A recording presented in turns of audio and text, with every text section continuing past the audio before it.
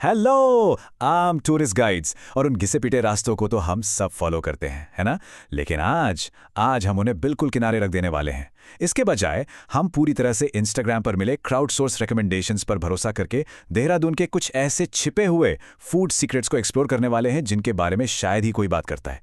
ये सफर आम रास्तों से एकदम हटकर है और यकीन मानिए, जो स्वाद आज हम डिस्कवर करेंगे ना, वो सच में आपको हैरान कर देंगे। तो आज का हमारा एजेंडा क्या है, फटाफट देख लेते हैं। हम शुरू करेंगे कुछ बहुत ही हैरान करने वाले लौकी के मोमोज से, फिर चलेंगे क्लासिक समोसे और जलेबी की तरफ। उसके बाद the meat momo trail, authentic तिब्बती लाफिंग और अंत में एक शानदार प्रीमियम बेकरी फिनिश। चलिए शुरू करते हैं।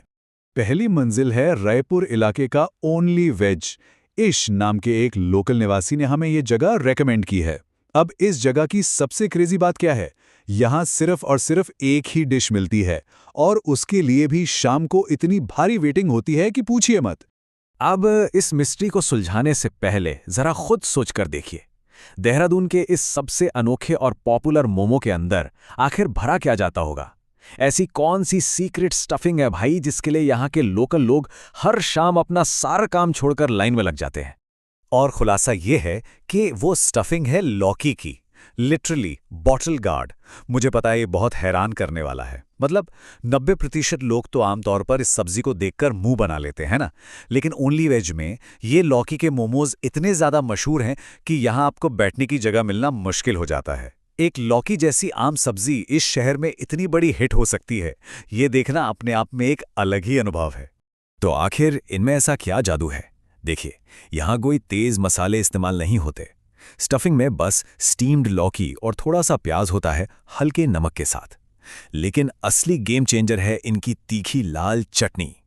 ये जो सादगी और उस स्पाइसी चटनी का जो बैलेंस है ना, बस वही इन मोमोज को इतना लाजवाब बनाता है। सिमरन की रिकमेंडेशन पर अब हम रुख कर रहे हैं राजपुर रोड के रोज रेस्टोरेंट की तरफ। वैसे लोकल्स इसे सरदार जी पकौड़े वाले के नाम से ज्यादा जानते हैं। यहाँ आपको एक बहुत ही सुकून भरी, रिलैक्सिंग और एकदम पॉजिटिव सी ढाबा वाइब मिलेगी। जरा अंदाजा लगाइए, आज के समय में सिर्फ 15 रुपए में क्या मिलता है। यहाँ आपको सिर्फ 15 रुपए में एक ताज़ा, गर्मा गर्म और बेहतरीन आलू की स्टफिंग वाला समोसा मिलता है। इसे कहते हैं असल मायने में वैल्यू फॉर मनी। यहाँ स्वाद का एक बहुत ही शानदार कॉन्ट्रास्ट देखने को मिलता है। एक तरफ आपके पास वो स्वादिष्ट नमकीन समोसे हैं जिनकी आलू की स्टफिंग में जीरा और धनिया की बहुत ही प्यारी महक आती है, और दूसरी तरफ है बिल्कुल पतली, करारी और रसीली मीठी जलेबी। वैसे एक मज़ेदार बात बताऊं, दुकान का नाम भले ही पकौड़े वाले हैं, लेकिन गैस की कुछ दिक्कत के चलते सरदार जी फिलहाल पकौड़े नहीं, केवल ये कमाल के समोसे और जलेबी ही सर्व कर रहे हैं। अब बारी है घड़ी कैंट के टू ब्रदर्स के। ऋषा ने हमें इसे रेकमेंड किया था, तो सवाल ये है कि क्या देहरादून के ये मीट मोमोज दिल्ली के छोले भटूरे या मुंबई के वड़ा पाव जैसी मशहूर स्ट्रीट फूड्स को टक्कर दे सकते हैं। चलिए पता करते हैं। देखिए, यहाँ दो कमाल के नॉनवेज ऑप्शंस हैं। मटन मोमोज आते हैं 80 रुपये में, जिनकी बाहरी परत एकदम पतली होती है और अंदर से मीट की एक बहुत ही खास खुशबू आती है। दूसरी तरफ 60 रुपये वाले चिकन मोमोज अपने एक्सट्रीम जूसीनेस के लिए फेमस है। मतलब अंदर से एकदम रसीले। दोनों ही हल्के फुल्के मसालों के साथ बनाए जाते हैं, जो इन्हें बहुत ही लाइट और टेस्टी बनाता है। अब यहाँ मोमोज खाने की एक खास टेक्निक है। आप बस इसे ऐसे ही नहीं खा सकते, सही बैलेंस बनाना बहुत ज़रूरी है। पहले एक गरम मोमो लीजिए, उसमें थोड़ी सी उनकी अनोखी टमाटर की चटनी लगाइए और फिर उसके ऊपर वो तीखी लाल मिर्च वाली चटनी मिलाइए। जब ये दोनों चटनियाँ एक साथ मिलती है ना, तब जो स्वाद का ब्लास्ट होता है वो एकदम परफेक्ट होता है। स्ट्रीट फूड की भीड़ भाड़ से थोड़ा ब्रेक लेते हैं और चलते हैं देहरादून की तिब्बती कॉलोनी, जो बुद्धा टेम्पल के बिल्कुल पास है। अंश की रिकमेंडेशन पे हम जा रहे हैं योंगलास कैफे। ये एक छोटी सी लेकिन बहुत ही शांत और पॉजिटिव वाइब्स वाली जगह है। यहाँ जो चीज़ सच में आपका दिल जीत लेगी वो है कि सिर्फ 70 रुपए के एक छोटे से बाउल में कितने सारे वाइब्रेंट फ्लेवर्स होते हैं।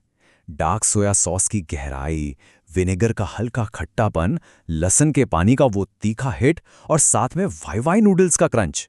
ये सारी चीज़ें मिलकर इस सूपी लाफिंग को एक मास्टरपीस बनाती हैं। लेकिन रुकिए, यहाँ एक बहुत ही क्रूशल प्रो टिप है। सूपी लाफिंग को कभी भी बस ऊपर ऊपर से मत खाइएगा, इसे बहुत ही अच्छी तरह से मिलाना ज़रूरी है। इसके कॉम्प्लेक्स फ्लेवर्स का असली मज़ा और वो स्वाद का धमाका तभी होता है जब सारी सामग्री पूरी तरह से एक साथ घुल मिल जाए।